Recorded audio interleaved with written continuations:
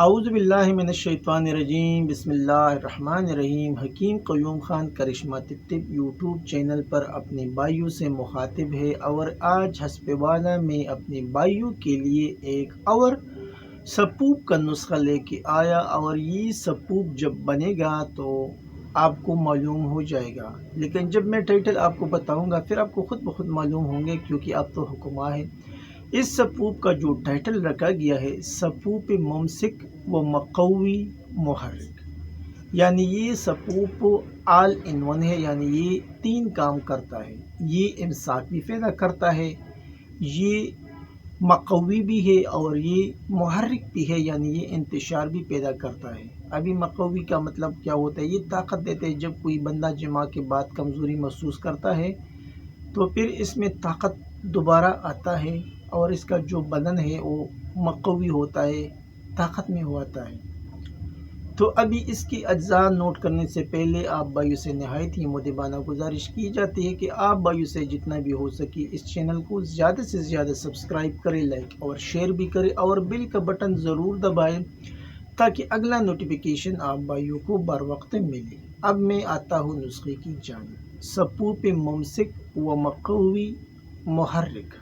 اجزاء: عقر قرحہ اصلی آپ کو لینا ہے 20 گرام، موسلی سفید آپ کو لینا ہے 30 گرام، تخم ریحان آپ کو لینا ہے 40 گرام، کوز مصری آپ کو لینا ہے 90 گرام۔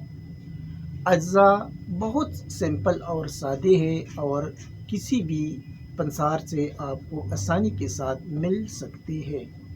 عقر قرحہ اصلی 20 گرام، موسلی سفید انڈین آپ کو لینا ہے 30 گرام، تخم ریحان آپ کو لینا ہے 40 گرام، کوز مصری 90 گرام۔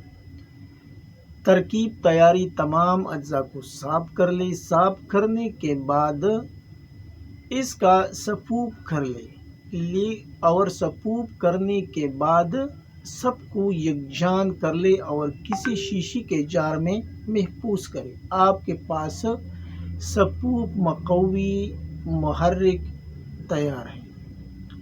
ابھی اس کا جو اگلا مرحلہ ہے وہ اس کا ترکیبی استعمال ہے، یعنی مقدار خوراک ہے۔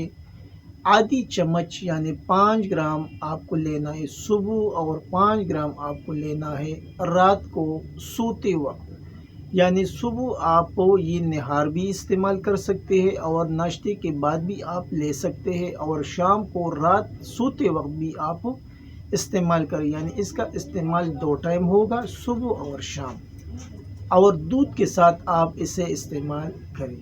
یہ 21 دن کا کورس ہے، اور انشاءاللہ یہ ایک ایسا کمبینیشن ہے جو ہر مزاج پر کام کرتا ہے، کیونکہ کچھ ادویات ایسی ہوتی ہیں جو ہر مزاج پر کام نہیں کرتا، لیکن یہ ایک معتدل نسخہ ہے اور یہ ہر مزاج پر کام کرتا ہے۔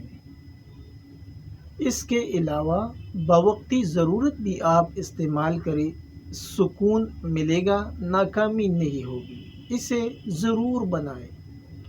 یہ تھا آج کا ایک آسان سا نسخہ جو میں نے بھائیوں کے ساتھ شیئر کیا۔ ابھی آپ بھائی سوچتے ہوں گے کہ آپ نے تو اس کے فوائد بیان نہیں کیے، تو فوائد اس کے نام سے ظاہر ہے، یعنی یہ امساک کے لیے بھی ہے۔ اس کے علاوہ جن بھائیوں کو انتشار کا مسئلہ ہے اس کے لیے بھی موضوع ہے، اور پھر یہ مقوی بھی ہے، تو اس کے نام سے اس کے فوائد ظاہر ہیں۔ آخر میں سب بھائیوں سے اجازت مانگتا ہوں۔ اللہ نگہبان۔